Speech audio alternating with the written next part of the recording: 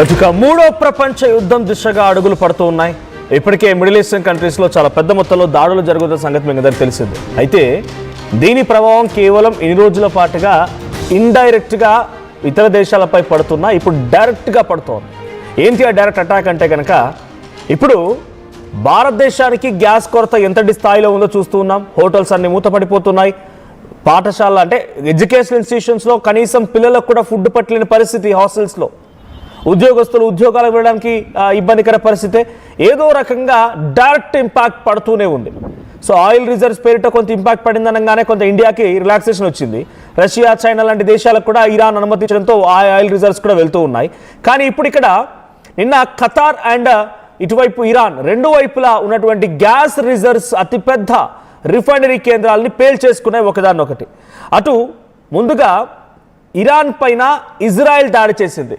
South పార్స్ అనేటువంటి ప్రాంతం పైన ఇజ్రాయెల్ చేసిన దాడితో, ఇజ్రాయెల్ దాడిలో ఇరాన్ ఆ గ్యాస్ రిఫైనరీని పూర్తిగా కుప్పకూలిపోయింది.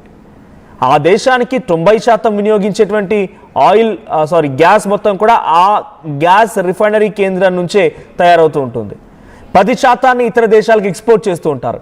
ఇజ్రాయెల్ దాడిలో ఎప్పుడైతే అది కుప్పకూలిపోయిందో, ఆ కుప్పకూలిపోయినటువంటి ఆ గ్యాస్ రిఫైనరీ కేంద్రం నుంచి చాలా పెద్ద మొత్తంలో మంటలు వచ్చి ఆ ప్రాంతం అంతా కూడా పూర్తిగా దగ్ధమైపోయింది. కనీసం అక్కడ గ్యాస్ రిఫైనరీ చేసేటువంటి పరికరాలు లేకుండా కూడా పోయాయి.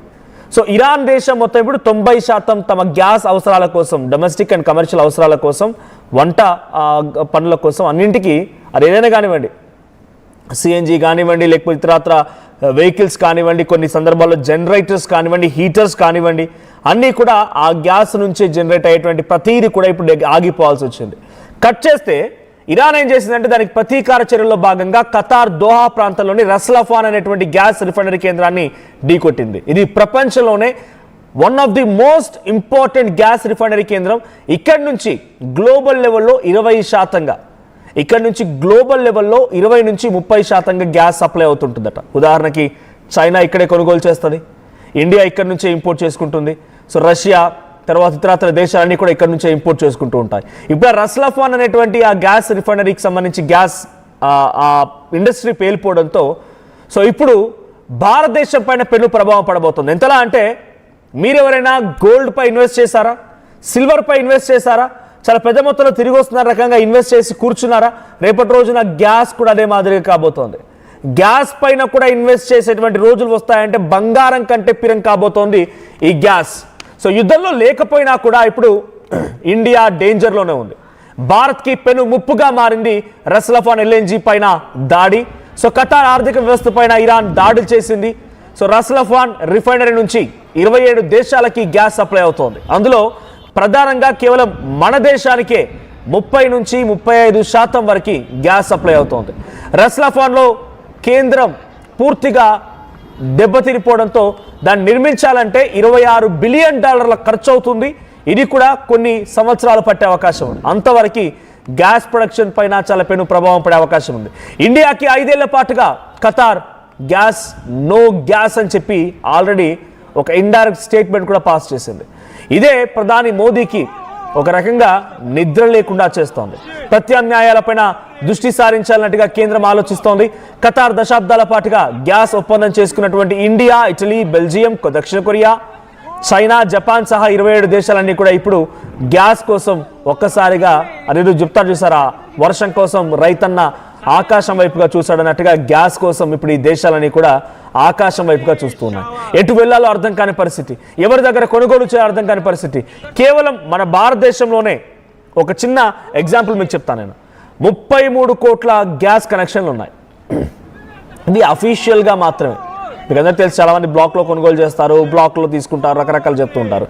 33 కోట్ల గ్యాస్ కనెక్షన్లు ఉన్నాయి. ఈ 33 కోట్ల గ్యాస్ కనెక్షన్లో దాదాపుగా మనం అధిక మొత్తంలో వాడేది డొమెస్టిక్ యూసేజ్ కోసం మాత్రమే. అంటే ప్రతి ఒక్కరు ఇంట్లో అవసరాల కోసం మాత్రం వాడేటువంటివి సుమారుగా 32 కోట్లు ఉంటాయి.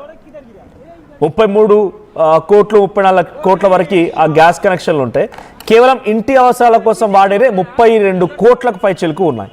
అటు డొమెస్టిక్ అంటే హోటల్స్లో, లేకపోతే రెస్టారెంట్స్లో, ఇంకా ఇతరత్ర డొమెస్టిక్ యూసేజ్ కోసం వాడేటువంటి కనెక్షన్లు సుమారుగా 3 కోట్లు ఉన్నాయి. సో ఇప్పుడు ఇటు డొమెస్టిక్కి ఇబ్బంది, కమర్షియల్ ఆల్రెడీ కమర్షియల్ ఇబ్బంది పడుతున్నాం, మనం చూస్తూనే ఉన్నాం. హోటల్స్ అన్ని మూతపడిపోయాయి. ఉదయాన్నే లేచి మీరంతా టిఫిన్ చేసే వాళ్ళు హోటల్స్లోకి వెళ్ళి ఇప్పుడు టిఫిన్ చేయాలంటే టిఫిన్ ధరలు పెరిగిపోయాయి. అది కూడా కొన్ని టిఫిన్ సెంటర్లు మూతపడ్డాయి. డొమెస్టిక్ యూసేజ్కి మనం గతంలో బుక్ చేయగానే మీ బుకింగ్ రిఫరెన్స్ ఐడి వచ్చేది నిమిషంలోనే, ఆ తర్వాత మరుసటి రోజు ఈ టైం కాకముందే మీ ఇంటికి గ్యాస్ డెలివరీ అయిపోయింది. కానీ ఇప్పుడు 25 రోజులు పడుతుంది. అది కాస్త 45 రోజులకు చేరే అవకాశం కూడా ఉంది. మినిమం 45 డేస్ లోపు మళ్ళీ గ్యాస్ కనెక్షన్ మనం బుక్ చేయడానికి అవకాశం లేదు. సో మీ ఇంట్లో ఫంక్షన్ ఏదైనా ఉంది, వెంటనే బుక్ చేసుకుంటాను, నేను వెంటనే ఇంకొక గ్యాస్ ఆల్టర్నేట్గా పెట్టేసుకుంటానంటే కుదరదు. అంతా ఇక 45 డేస్ మినిమం. ఇక ఓన్లీ నేను స్టేట్స్ వైజ్గా చెప్తాను చూడండి.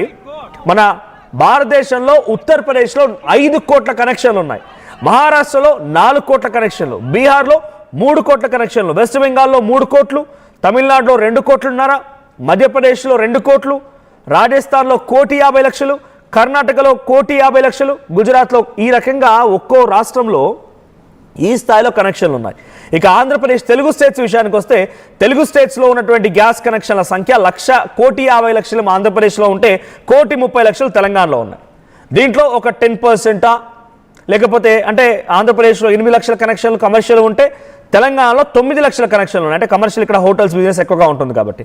సో ఇప్పుడు చెప్పండి లెక్క, మీరు జనరల్గా గ్యాస్ పైన ఉదాహరణకి ఈరోజు 950 రూపాయలు ఖర్చు చేస్తున్నారు అనుకుంటే ఇంటి అవసరాల కోసం వినియోగించే గ్యాస్లో, అది కాస్త రేపో మాపో 1000-1200 చేరే అవకాశం ఉంది. 1200 దాటొచ్చు కూడా, అది కూడా అందుబాటులో ఉండకపోవచ్చు.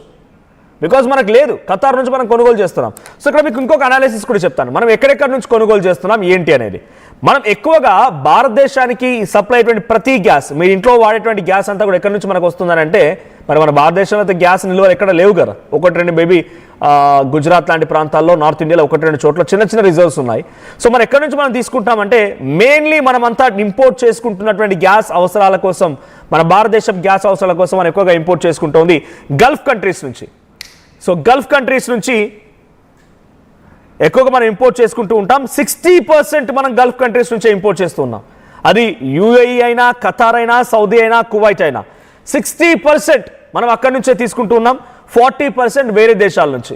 సో మనం యూఏఈ నుంచి తీసుకునేది 25%, ఖతార్ నుంచి తీసుకునే 27%.